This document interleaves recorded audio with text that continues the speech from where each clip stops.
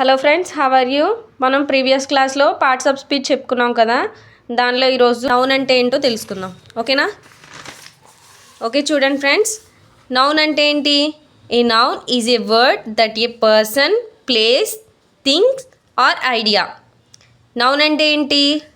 Person లేదా place or thing, idea అనేదాన్ని noun అంటారు.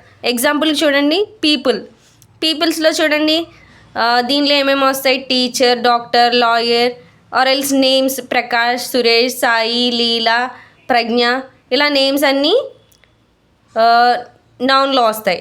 అదేవిధంగా ప్లేసెస్ కూడా వస్తాయి. ప్లేసెస్లో city, Hyderabad, India, Pakistan, park, America, ఇలాంటివన్నీ ప్లేసెస్లో వస్తాయి.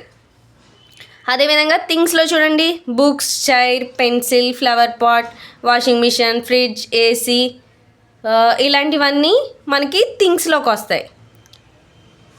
నెక్స్ట్ ఐడియాస్ అంటే love, freedom, justice, emotion, attractions, ఇలాంటివన్నీ మనకి ఐడియాస్లోకి వస్తాయి.